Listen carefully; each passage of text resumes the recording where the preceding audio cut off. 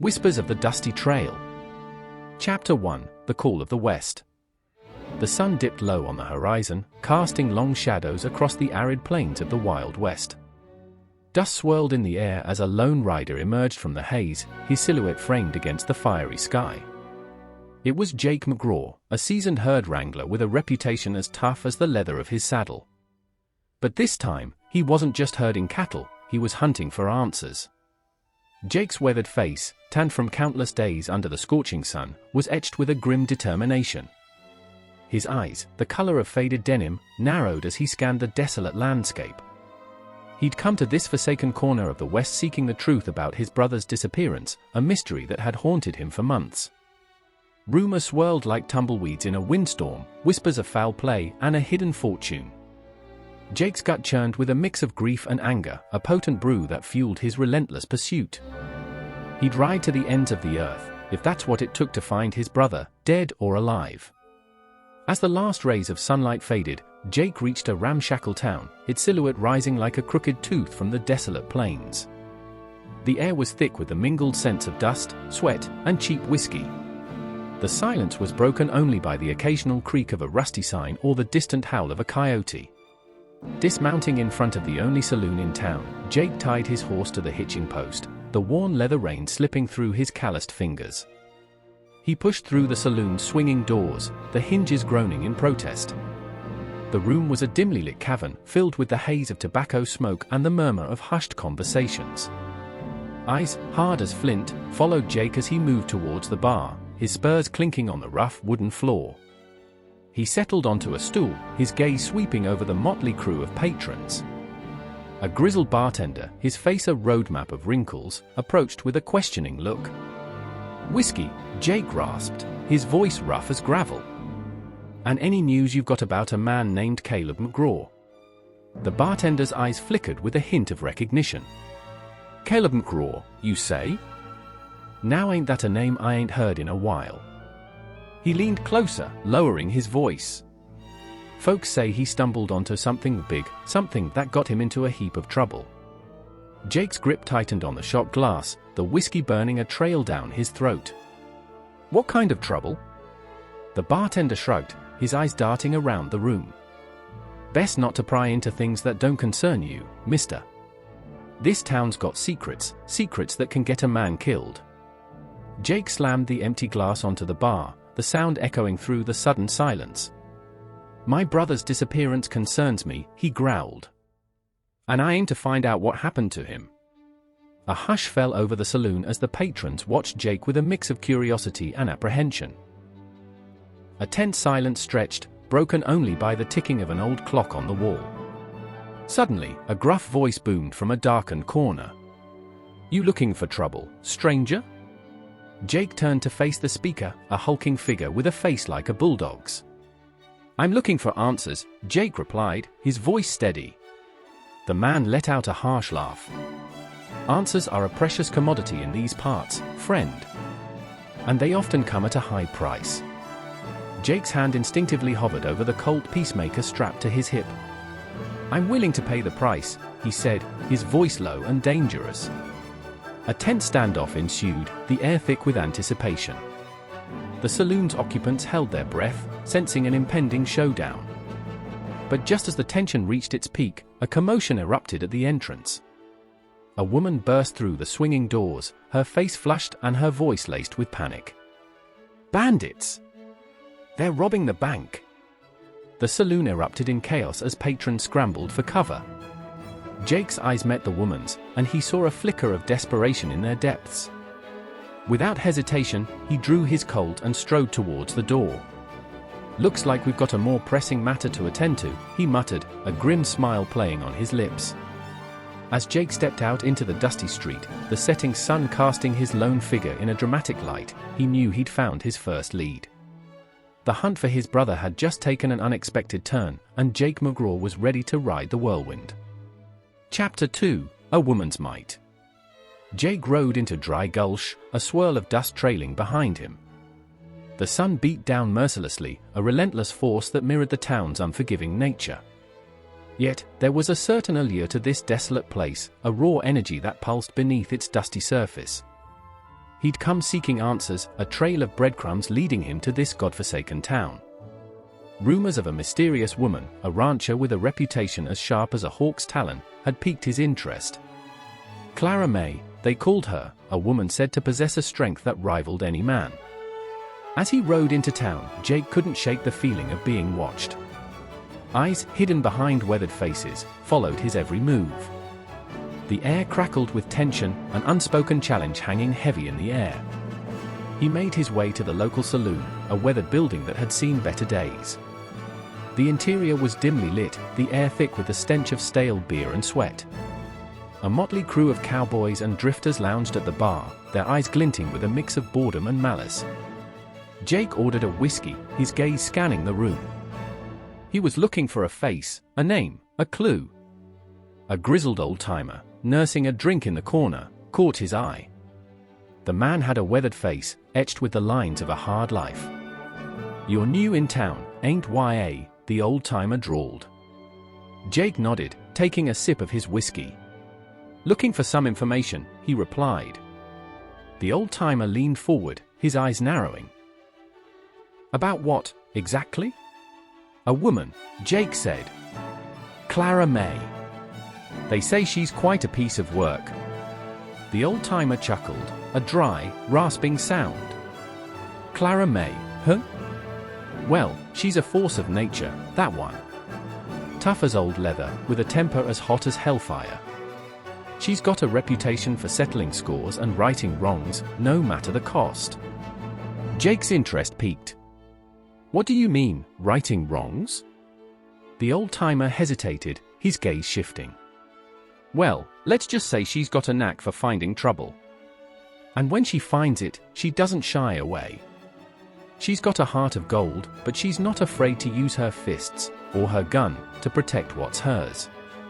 As Jake left the saloon, the sun was beginning to set, casting long shadows across the town.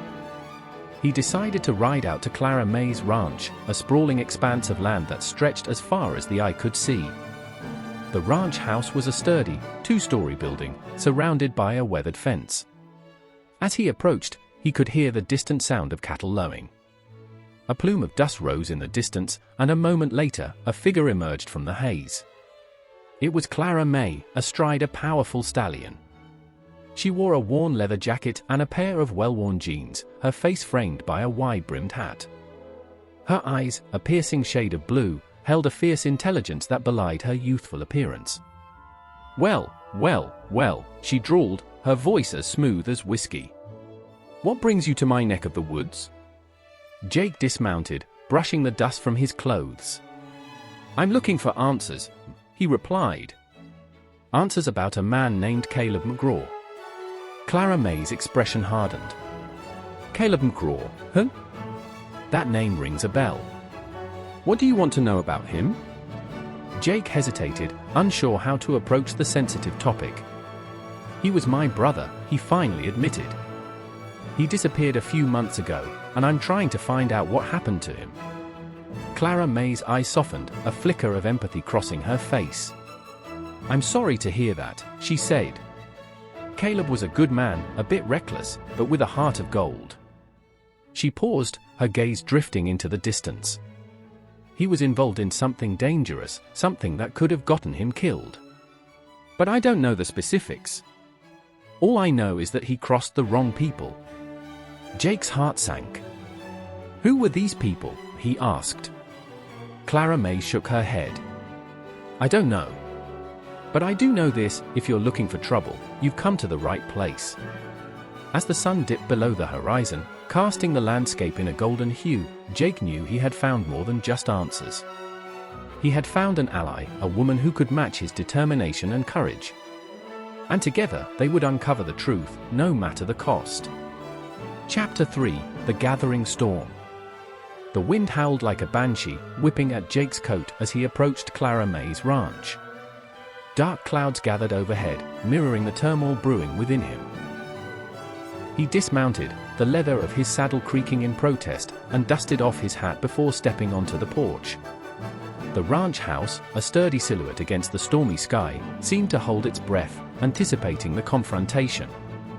Clara Mae stood in the doorway, arms crossed, her piercing blue eyes as sharp as shards of ice.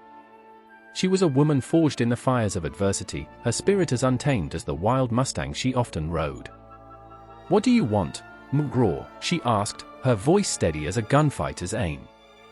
"I'm here about your father," Jake replied, the weight of the words heavy in the charged air. "I reckon I can help you find him." A flicker of surprise crossed Clara Mae's face, quickly replaced by a mask of skepticism. "My father's been gone for months," she said, her voice laced with a bitterness that chilled Jake to the bone. "Plenty of folks have come sniffing around, offering help, but none have delivered. Why should you be any different?" "I'm different because I know where to look," Jake said, his voice low and steady. "I've been following a trail that leads right here, to your doorstep." Clara Mae's eyes narrowed. "What kind of trail?" "A trail of whispers and shadows," Jake replied. "A trail that speaks of a hidden fortune, a treacherous betrayal, and a man named Silas Blackwood." The name hung in the air like a thunderclap. Clara Mae's face hardened, her jaw clenched tight. "Blackwood," she spat, the word laced with venom.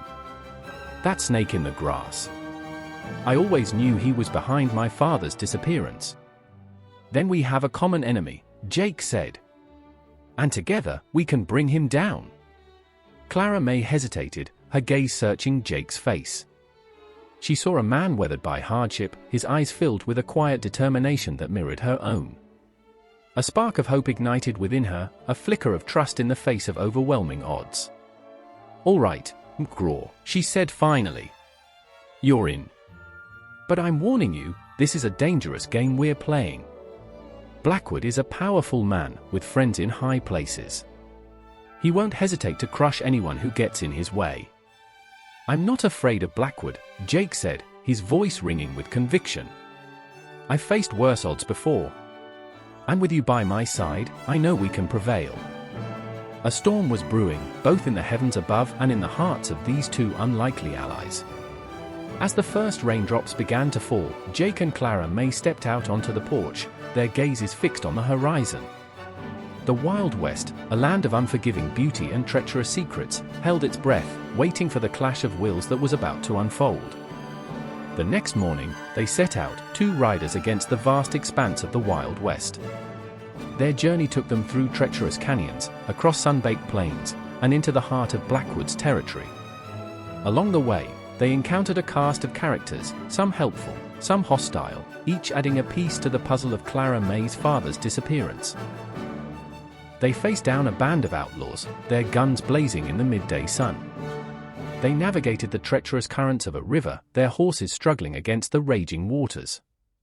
They shared stories around a campfire, their voices weaving a tapestry of shared experiences and unspoken understanding. Through it all, Jake and Clara Mae's bond grew stronger, forged in the crucible of danger and adversity. They were two sides of the same coin, both driven by a thirst for justice, both haunted by the ghosts of their past. As they drew closer to Blackwood's stronghold, the tension mounted. The air crackled with anticipation, the silence broken only by the rhythmic beat of their horses' hooves. They knew they were walking into a lion's den, but they were determined to see their mission through. Finally, they reached Blackwood's ranch, a sprawling complex of buildings surrounded by a high fence. Guards patrolled the perimeter, their eyes scanning the horizon for any sign of intrusion. Jake and Clara Mae knew they couldn't risk a direct assault. They needed a plan, a way to infiltrate the ranch and uncover the truth. Under the cover of darkness, they slipped through the fence, their movements as silent as the desert wind. They navigated the maze of buildings, their senses heightened, their hearts pounding in their chests. They were hunters in a dangerous game, their prey a cunning and ruthless predator. They found Clara Mae's father locked in a cellar, weak but alive. The reunion was emotional, filled with tears of relief and a fierce determination to bring Blackwood to justice. But their escape was not without its challenges. They had to fight their way out, guns blazing, their skills honed by years of living on the edge. As they rode away from Blackwood's ranch, the sun rising on a new day, Jake and Clara Mae knew they had changed the landscape of the Wild West. They had faced down evil and emerged victorious, their bond stronger than ever. The storm had passed, leaving behind a sense of peace and the promise of a new beginning.